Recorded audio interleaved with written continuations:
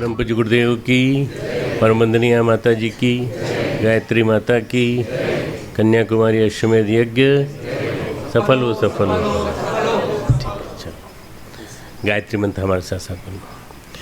ओम भूर्भुवः स्वाहा तत्सवितुर्वरेण्यं भर्गो देवस्य धीमहि धियो यो नः प्रचोदयात्।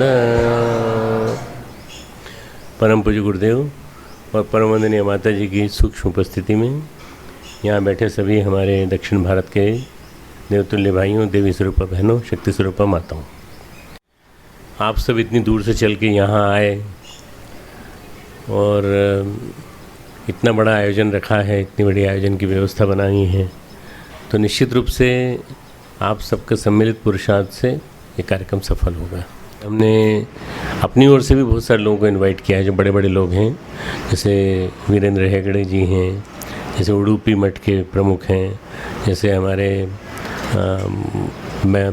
मैसूर वाले स्वामी जी हैं, चित्तूर स्वामी, ऐसे कुछ महापुरुष भी आएंगे, कुछ अच्छे बढ़िया लोग भी आएंगे।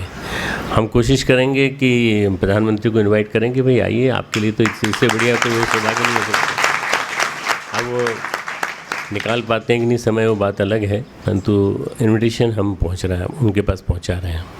और वेंकैया नायडू जी को हमने कहा है, क्योंकि आंध्र के हैं, तो वेंकैया नायडू जी ने हाँ कर दिया, वो आएंगे। इस तरह से कार्यक्रम हमारा बहुत शानदार होगा, इसमें कोई शक नहीं।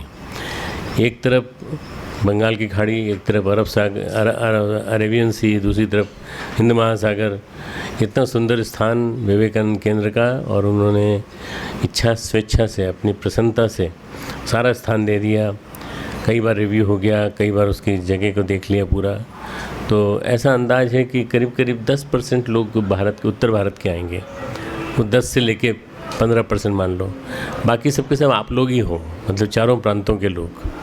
तो आप लोगों को ये मान के चलना चाहिए कि हमें इन चारों प्रांतों के लोगों को, मतलब तमिलनाडु वाले को, बंगलोर वाले को, मलयाली वाले को, पूरे के पूरे अपने आंध्र वाले को, इन सबको सम्मान पूर्वक अपने को वहाँ ठहराना है, रहने की व्यवस्था करनी है और यज्ञ में भागीदारी करने का मौका देना है। आप लोग भी यज्ञ करना, पर यज्ञ पहले उनको करने देना जो अपने अतिथि हैं, अपने मेहमान हैं, उनको करने देना, उसी में सबसे बड़ी शान है आपकी। अश्वमेध महायज्ञ कन्याकुमारी में करना बहुत बड़ा पुरुषार्थ है। ये बहुत आप मान के चलिए कि ये गुरुदेव की प्रेरणा से ही ये संकल्प आया। जब गौड़ जी ने मुझे फ़ोन किया और तारीख बताई उन्होंने, तो मैंने कहा रुक जाओ भाई, अभी तारीख भी एकदम पक्की कर दें। तो उन्होंने कहा कि वो वही तारीख उनको सूट करती है, और फिर सारे के सारे प्रोग्राम इधर उधर करके फिर 28, 29, 30, 31 जनवरी आप लोगों के लिए शूट करेंगे। ये जो कार्यक्रम है, इस कार्यक्रम से दक्षिण भारत में अपना मिशन बहुत फैल जाएगा, बहुत ज़्यादा, सब कोने कोने में जाएगा। इसके पहले 5-5 दिन की 2 यात्रा मैं कर रहा हूँ दक्षिण भारत की, जिसमें मैं कालीगढ़ भी जाऊँगा, चेन्नई भी जाऊँगा, कोयम्बटूर भी जाऊँगा, बेंगलोर भी जाऊँगा, मतलब सभी करीब करीब सब क्षेत्र कवर करके प्रबुद्ध वर्ग को भी इनवाइट करूँगा। वो लोग भी आएंगे यज्ञ को देखने के लिए, यज्ञ क्या होता है, यज्ञ को कैसे किया जाता है, यज्ञ के बारे में और गायत्री के बारे में, अश्वमेध के बारे में जो भ्रांतिपूर्ण मान्यताएं हैं, इन मान्यताओं को हम हटाने की कोशिश करेंगे। हम कोशिश करेंगे कि what ever confusion is prevailing it should go away. जो भी कन्फ्यूज़न है लोगों के दिमाग में धर्म के बारे में, अध्यात्म के बारे में, क्योंकि गायत्री परिवार ही ऐसा परिवार है जो हर चीज़ को वैज्ञानिक तरीके से समझाता है। हम लोग कोशिश करेंगे कि सारे देश के जो लोग आ रहे हैं, वैज्ञानिक भी आएंगे, बेंगलोर से भी वैज्ञानिक आएंगे, इसरो के भी वैज्ञानिक आएंगे जहां हम जा रहे हैं अभी ये लेक्चर देने, त्रिवेंद्रम से भी आएंगे, और पूरा मलयाली क्षेत्र, पूरा अपना तमिल क्षेत्र, और सबसे ज़्यादा महत्वपूर्ण अपना ये कन्नड़ और आंध्र वाला क्षेत्र जहाँ अपन पहले काम कर चुके हैं। जैसे अपन ने बेंगलोर का अश्वमेध यज्ञ किया, और अपन ने मदुरई का अश्वमेध यज्ञ किया, और अपन ने तिरुपति का किया। तो ऐसे 3 अपन कर चुके हैं। अभी एक और होगा इसके बाद, वो मलयाली क्षेत्र में होगा, वो चाहे कोई कालीकट में हो और चाहे वो नीचे हो, वो बाद में करेंगे। पर अभी सबसे पहले कन्याकुमारी के माध्यम से चारों प्रांतों को एकजुट करने की ज़रूरत है। एक साथ जुड़ जाएंगे तो चारों प्रांतों से हमको बहुत कार्यकर्ता मिलेंगे, ढेर सारे कार्यकर्ता मिलेंगे। चारों पत्रिकाएं चलने लगेंगी, चारों पत्रिकाएं सब लोग पढ़ने लगेंगे और इस भाषा के, इन भाषाओं के पढ़ने वाले हज़ारों लोग, लाखों लोग बाहर हैं, विदेश में हैं। उन लोगों को भी हम जोड़ेंगे कि आप भी जुड़िए और आप भी हमारे इस मिशन से जुड़ करके काम करिए।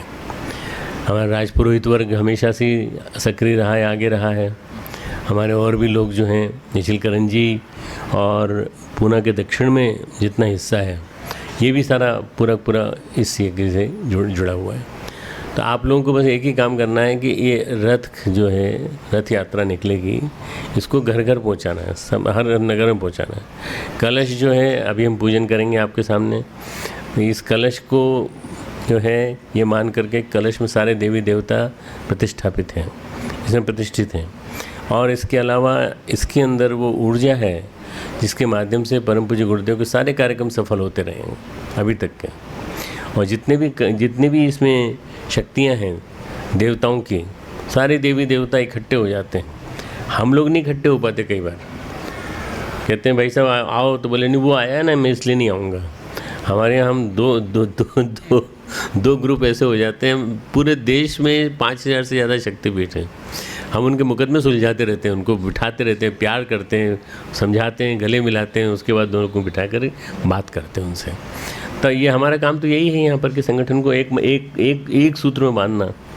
पर ये कलश में बैठने वाले देवी देवता तो न जाने किस अलग अलग उसके हैं, पर सब आगे एक साथ बैठ जाते हैं, देवी देवता एक साथ बैठ जाते हैं। क्यों? क्योंकि वह जल है ना, जल, पुष्प हैं, अक्षत हैं, इतनी सारी चीज़ें हैं और बड़ी श्रद्धा से डाली हैं, तो वो बस कलश में स्थापित हो जाते हैं।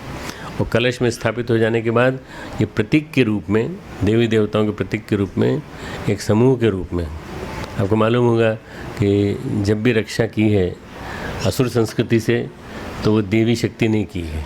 चाहे वो सीता के रूप में आई हो और चाहे वो महाकाली के रूप में आई हो।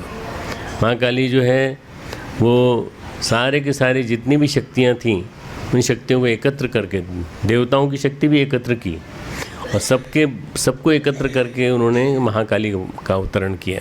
तो ऐसी महाकाली का स्वरूप बन करके ये कलश जाएंगे और इनवाइट करेंगे आप। देखिए हम नहीं आए, हमारे साथ भगवान स्वयं आए इनवाइट करने आपको, है ना। आपको आना है, कार्यक्रम में आना है और कार्यक्रम की उपस्थिति के बारे में, और स्वयंसेवक का काम करना हो तो स्वयंसेवक का काम करिए। वहाँ आपको साहित्य प्रदर्शनी में बैठना हो तो उसमें बैठिए। साहित्य हम पूरा साहित्य स्टॉल भी लगाएंगे, एग्जीबिशन भी लगाएंगे, पूरी हमारी मेहनत वहाँ पे पूरी होगी। आप देखना कि अपने आप में अभूतपूर्व कार्यक्रम होगा पूरा। अभी तक जितने कार्यक्रम हुए दक्षिण भारत में, मध्य भारत में, उन सब में सबसे पहले नंबर का कार्यक्रम वो होगा तब जब आप सबकी मेहनत एक साथ लगेगी, जब आप सबका परिश्रम एक साथ लगेगा। सब मिलजुल करके काम करेंगे ना, तो मिलजुल के काम करने से क्या होता है, संगठन में शक्ति आती है। तभी रस्सी का एक धागा हो, तोड़ो उनको तो टूट जाते हैं, पर जब रस्सी के धागे को बांट दिया जाता है, बांट देते हैं, रस्सी बना देते हैं, ऐसी मोटी रस्सी, तो उस मोटी रस्सी से फिर असुर और देवता दोनों मिलकर समुद्र मंथन करते हैं। समुद्र मंथन के लिए फिर वो कहते हैं कि रस्सी से काम नहीं चलेगा, वो उसको लेके आओ, वासुकी सर्प को लेके आओ, तो उससे मंथन करते हैं और अमृत निकालते हैं। बहुत ताकत है संगठन में, बड़ी ताकत है संगठन में की ताकत को यदि समझ लिया आपने, तो फिर आप अपना अस्तित्व भूल जाओगे। हम यहाँ इतने सारे लोग रहते हैं, सब मिलजुल करके एक रहते हैं। इतने सारे लोग अलग अलग जगह के हैं, कोई गुजरात का है, तो कोई आंध्र का है, तो कोई, अब देखो दक्षिण भारत के बहुत लोग हैं यहाँ पे, काफ़ी लोग आ गए यहाँ पे। और हमारी यूनिवर्सिटी में सबके सब बच्चे सब पूरे देश के जगह जगह से आए हैं। आप लोग विश्वविद्यालय गए कि नहीं? सब देख के आए कि नहीं? सब देख के आए हो? यूनिवर्सिटी देखी है आप लोगों ने? अगर नहीं देखी हो तो आज टाइम मिले तो आज देख लेना, ठीक है ना? हैं देखी बस। तो वो यूनिवर्सिटी हमने खड़ी की है परम पूज्य गुरुदेव के महाप्रयाण के बाद, उनके आदेश के अनुसार। 1999 में ज़मीन खरीदी, 2002 में यूनिवर्सिटी बनाई और 2002 से चल रही है और 14 साल से बराबर निरंतर काम कर रही है, बिल्कुल बराबर सफल। और अभी national accreditation assessment council Bangalore में है, नैक कहते हैं, नैक उसको, उसने हमको टॉप मोस्ट ग्रेडिंग दी है उत्तराखंड में और उत्तर प्रदेश में सबसे टॉप मोस्ट। उन्होंने कहा अगर ऐसी यूनिवर्सिटी पूरे देश में फैल जाए तो आनंद आ जाए। तो वो बार बार कह रही थी कि आप इसको थोड़ा और बढ़ाने की कोशिश करिए। कहाँ बढ़ाएं, जगह कहाँ है हमारे पास। दूसरी बात यह कि सरकार की स्केल के हिसाब से हम वेतन नहीं दे सकते। हमारा तो वेतन का क्राइटेरिया एक ही है कि हमारे जीवनदानी कार्यकर्ता काम करेंगे। अब जीवनदानी कार्यकर्ता को 90,000 दो, 1 लाख दो, 1.5 लाख दो, 2 लाख दो, देने को तो हम दे देंगे, कोई दिक्कत नहीं, क्योंकि सरकार देने को तैयार है। 500 करोड़ रुपए का अनुदान तुरंत देने को तैयार है इतनी इस यूनिवर्सिटी की उससे। तो हमें नहीं देना, सरकार का हस्तक्षेप हमें बिल्कुल नहीं चाहिए। सरकार कहाँ से लाएगी? आप लोगों की जेब में से निकाल के लाएगी। उसके बजाय हम ही क्यों नहीं निकाल लें आपकी जेब से? भाई सरकार निकाले, उसके बजाय हम ही निकाल लेंगे। तो हम आपसे मांग लेंगे, बजाय सरकार आपको दे, हमको दे और ये कहे कि हमारे कानून मानो, हमारा रूल्स एंड रेगुलेशन मानो। इसलिए यूनिवर्सिटी का टॉप मोस्ट पे जाना ये अपने आप पूरे उत्तर भारत में, नॉर्दर्न इंडिया में, यूपी में भी किसी को नहीं मिली है वो ग्रेड जो हमको मिली है, और उत्तराखंड में भी किसी को ग्रेड नहीं मिली है, हमें ग्रेड मिली हुई है। जबकि बड़े बड़े पैसे वाली संस्थाएं थी, बड़ी बड़ी पैसे वाली यूनिट थी। 7 लोगों का दल आया था जिनमें 4 साउथ इंडियन थे। हमको डर लग रहा था साउथ इंडियन लोग कहीं ऐसा ना हो कि हमारे खिलाफ वो दे दें, स्टेटमेंट दे दें। पर वो इतने भावुक निकले कि वो तो पूजा ही उपासना करते रहे, गंगा नहाते रहे, पूजा उपासना करते रहे, और बाकी सारे विभागों को देखा उन्होंने, ईमानदारी से देखा। तो सुबह उनको अपना पैसा मिलता है, मैं मानता हूँ कि सरकारी पैसा देती है उनको आने का, विजिट करने का, पर सुबह 5 बजे से उठ के रात के 10 बजे तक उन्होंने काम किया है, 6 दिन तक, और 6 दिन तक काम करके वो हमको ग्रेड दे के गए। तो ऐसा अपना विश्वविद्यालय, ऐसा शांति कुंज जिससे 5000 संस्थाएं जुड़ी हुई हैं, जिसको कि लोग शांति कुंज नाम भर से जानते हैं। शांति कुंज, शांति कुंज, शांति कुंज, पूरे देश में जहाँ कहीं भी बात कर लो तो शांति कुंज तुरंत पहचान लेंगे। इन दोनों की ताकत जो है पूरी की पूरी आपके साथ कलश में बैठ के आएगी। तो आप ये मान करके चलो कि जितने को आप इनवाइट करोगे वो सब के सब लोग आपके साथ, आपके पास आएंगे, आपके कार्यक्रम में आएंगे। उनकी व्यवस्था भोजन की आप जितनी कर सको, जैसा कर सको। हमारा तो साउथ के लोग तो इतने अच्छे होते हैं कि चावल और वो रसम, चावल और रसम मिल जाए तो उसे संतुष्ट। ठीक, हम भी संतुष्ट, हमको भी अच्छा लगेगा, हम भी आपके साथ आपके जैसा भोजन करेंगे जैसा आप भोजन करते हैं। बस ये है कि अपन जितनी व्यवस्था कर सकें उतनी करेंगे। सीमित जगह है, जगह लिमिटेड है ना, 3 तरफ समुद्र है, तो क्या करें, जितनी जगह है उतनी जगह में काम करना पड़ेगा। तो इस कार्यक्रम को शानदार बनाने के लिए अपने पास सितंबर का महीना ख़त्म होने को है, अक्टूबर, नवंबर, दिसंबर और ये मान लो कि 10 जनवरी, बस इतने अपने पास 3 महीने और 10 दिन बचे। 10 दिन अभी के मान लो, 20 दिन बचे। तो ये जो 3 महीने 20 दिन हैं, इनमें अपने को सफलतम बनाने के लिए पुरुषार्थ करना पड़ेगा मैक्सिमम। आप एक आदमी अपने कम से कम सारे रिश्तेदारों को, 15-20 लोगों को खबर करे कि भाई आप लोग मदद करने आओ, स्वयंसेवक बनो, वहाँ पर वॉलंटियर बनो, क्योंकि यज्ञ में सहयोग करने वाले को बहुत आशीर्वाद मिलता है। यज्ञार्थात कर्मणो अन्यत्र लोको एवं कर्म बंधन। यज्ञ के अलावा किए गए सारे कर्म बंधन के कारण बनते हैं।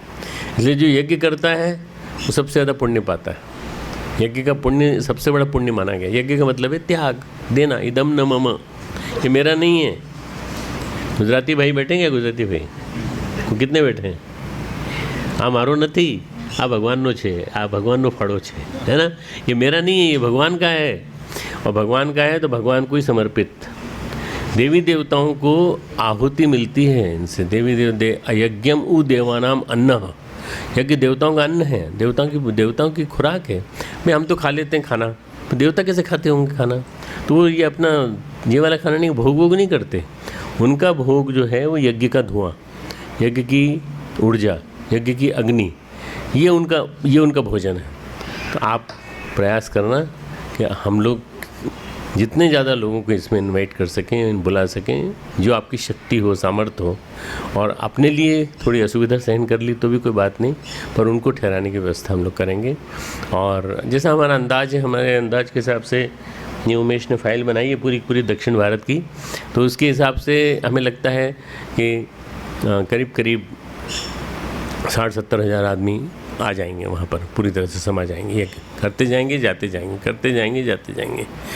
और लोकेशन बहुत बढ़िया है, फ़्लाइट के हिसाब से भी ट्रेन के हिसाब से भी, बस के हिसाब से भी, कनेक्शन के हिसाब से भी, चाहे इधर से जाओ चेन्नई से जाओ, चाहे मदुरई से जाओ, चाहे आप कोयम्बटूर से जाओ, चाहे आप उधर से मलयाली क्षेत्र से जाओ, हर जगह से आप पहुँचोगे तो वही कन्याकुमारी पहुँचोगे। वही जगह है जहाँ विवेकानंद ने खड़े होकर के उद्घोष किया था कि मैं पूरे देश को जब तक नहीं जगा लूँगा तब तक मैं चैन से नहीं बैठूँगा। वही चट्टान है, वही विवेकानंद रॉक मेमोरियल है, उसी के पास बैठ के अपन लोग करेंगे। ये कार्यक्रम बहुत बढ़िया होने वाला है। आप लोगों को पूरी मेहनत करनी है, सुरक्षा की व्यवस्था बनानी है ताकि किसी तरह की कोई गड़बड़ी न होने पाए, और सभी को यज्ञ का भाग लेंगे हम। शाम तक चलेगा यज्ञ तो कोई दिक्कत नहीं है, चलाएंगे यज्ञ चलाएंगे। बाकी अपना काम चलता रहेगा, एग्जीबिशन चलती रहेगी और बाकी काम चलते रहेंगे। बाकी जो लोग यज्ञ कर लेंगे वो भोजन करेंगे, एग्जीबिशन देखेंगे और उसके बाद फिर साहित्य स्टॉल देखेंगे और काम करेंगे और चीज़ें चलेंगी। शाम को सांस्कृतिक कार्यक्रम होंगे अपने, एक दिन जो है वो कन्नड़ में, एक दिन मलयाली में, एक दिन तमिल में, ऐसे कार्यक्रम करेंगे तो क्या होगा, सब लोगों को आनंद आएगा। दक्षिण भारत की संस्कृति देखी हमने, ठीक है। तो ये आप लोग जितने भी आए हो आपका हम स्वागत करते हैं। सबसे पहले ये कि आपका स्वागत है, आप शांति कुंज गायत्री तीर्थ में आए हो, यहाँ से ऊर्जा लेके जाओ, शक्ति लेके जाओ और परम पूज्य गुरुदेव वंदनीय माता जी की ऊर्जा लेके जाओ। इस कमरे में कितने लोग बैठे हो पहले ये बताओ? हैं? नहीं, 250 तो बैठे हैं। मैं बोल रहा हूँ पहले कभी बैठने का मौका कितनों को मिला इनमें से? ये तो पहली बार है ना। देखो अब ये सौभाग्य है कि नहीं, ये सौभाग्य है कि नहीं बताओ? ये माता जी का कमरा है, माता जी की कुर्सी ये रहती थी, माता जी यहाँ बैठती थी, जहाँ माता जी का फ़ोटो लगा है, या माता जी यहाँ बैठती थी, यहीं मिलती थी 4 साल तक, 91 से 94 तक माता जी यहीं मिली। 90 में बन के तैयार हुआ था। गुरुदेव का शरीर समाधि लेने के बाद यहीं लाया गया पहली बार। उसके बाद ये हॉल चालू हुआ है। गुरुदेव का शरीर आने के बाद माता जी उसके पास बैठी और हम सब लोग फिर यहाँ से लेके गए थे उनको। और परम वंदनीय माता जी, उन्होंने भी 94 में यहीं शरीर छोड़ा और यहाँ आकर के उन्होंने इसमें विराजमान हुई और यहाँ से फिर हम उनको ले गए थे। जहाँ आपने सजल श्रद्धा प्रखर प्रज्ञा देखी है, गुरुदेव माता जी की समाधि है, वो उनमें उनके रेलिक्स हैं, उसमें उनके स्मारक हैं।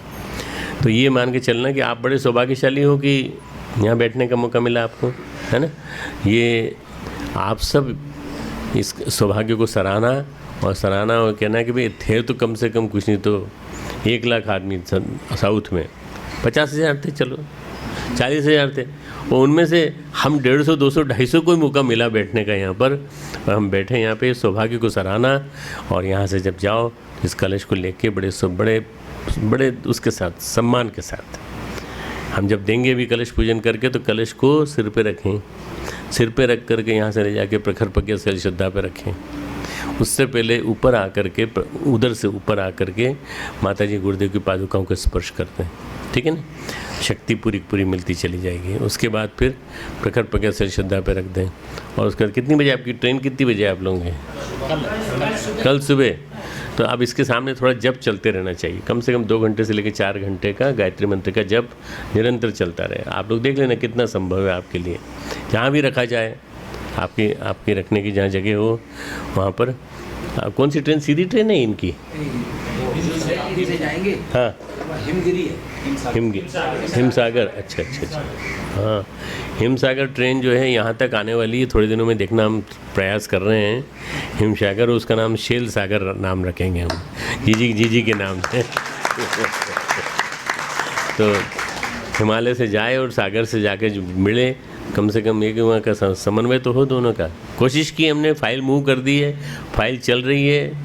प्रभु जी हमारे, प्रभु को कौन नहीं पूछता, सब प्रभु के बिना तो सब, पर प्रभु रेल मंत्री हैं हमारे, तो रेल मंत्री से हम लोग कोशिश कर रहे हैं कि करें।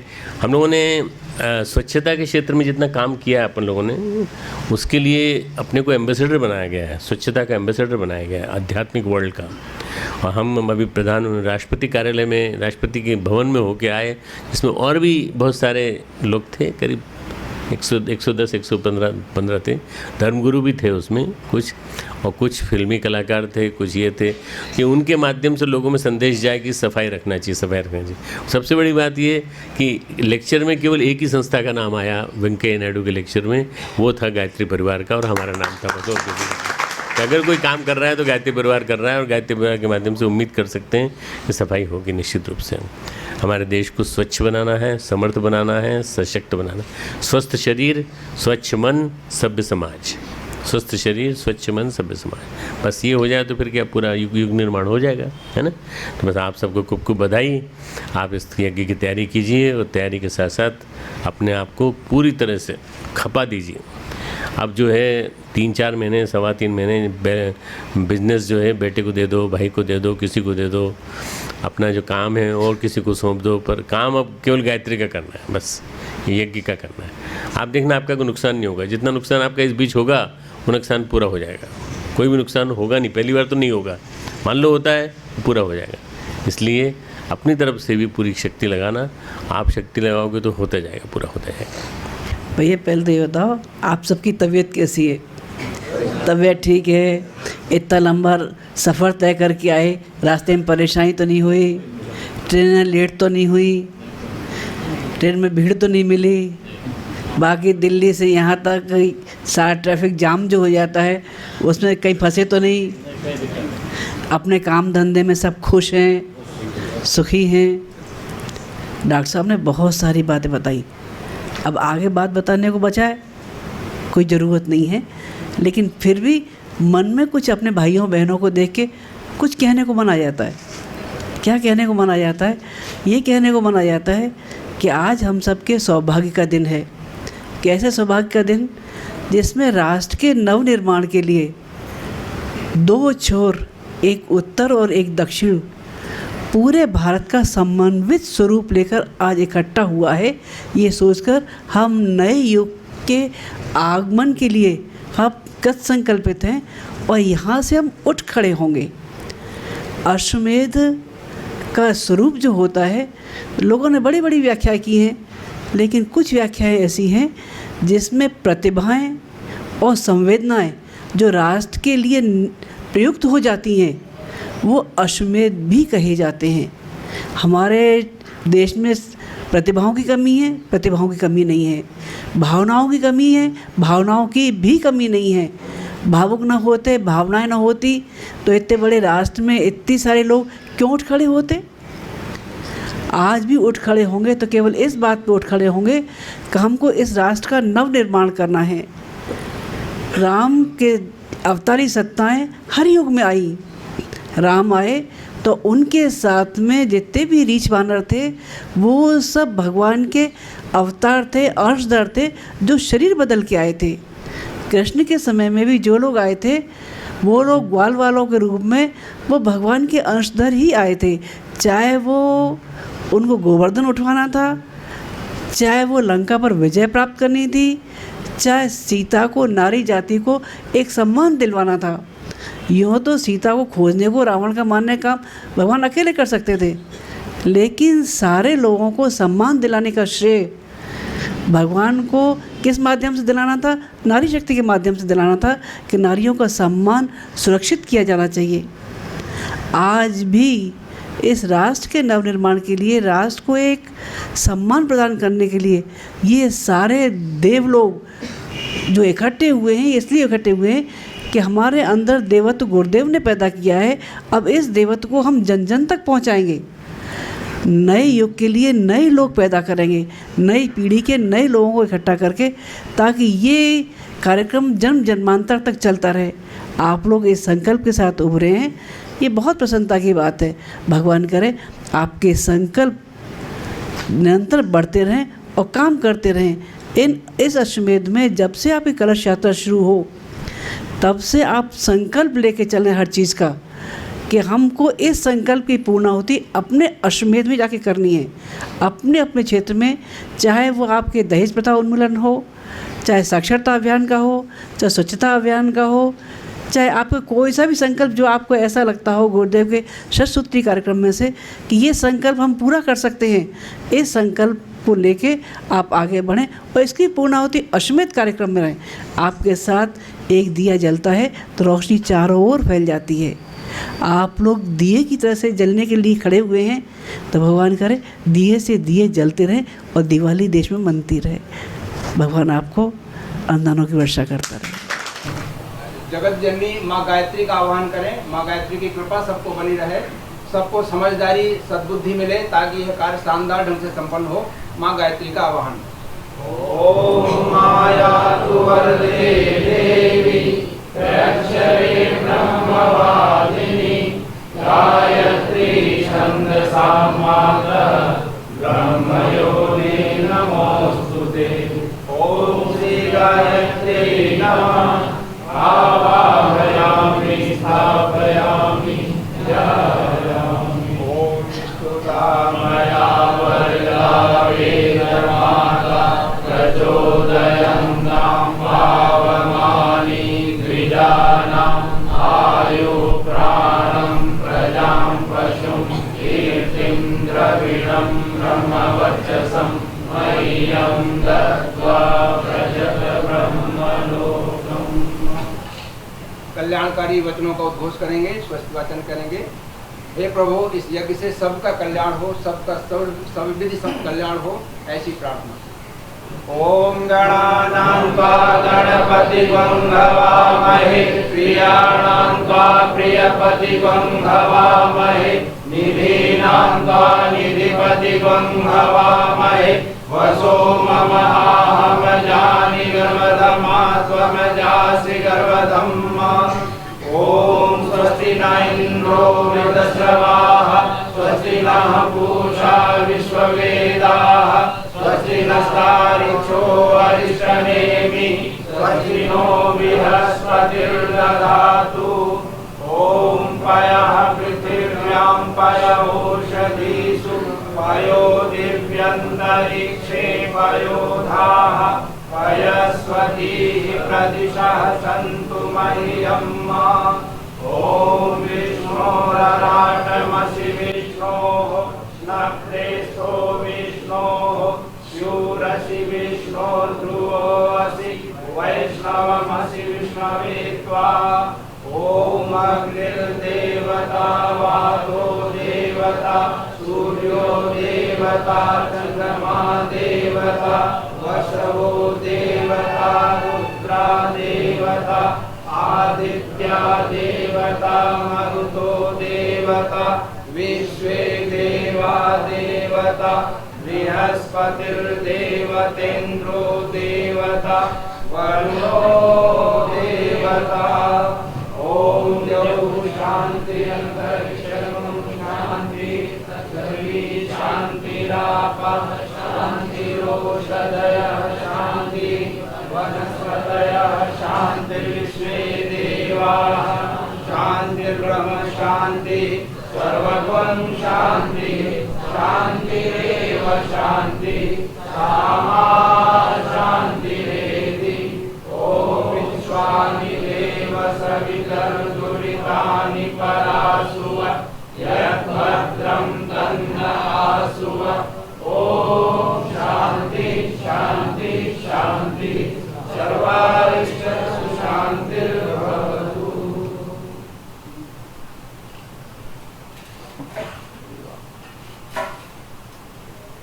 ओम भूर्भुवः स्वः तत्सवितुर्वरेण्यं भर्गो देवस्य धीमहि धियो यो नः प्रचोदयात्। ओम भूर्भुवः स्वः तत्सवितुर्वरेण्यं भर्गो देवस्य धीमहि धियो यो नः प्रचोदयात्। ओम भूर्भुवः स्वः तत्सवितुर्वरेण्यं भर्गो देवस्य धीमहि धियो यो नः प्रचोदयात्। ओम भूर्भुवः स्वः तत्सवितुर्वरेण्यं भर्गो देवस्य धीमहि धियो यो नः प्रचोदयात्। ओम भूर्भुवः स्वः तत्सवितुर्वरेण्यं भर्गो देवस्य धीमहि धियो यो नः प्रचोदयात्।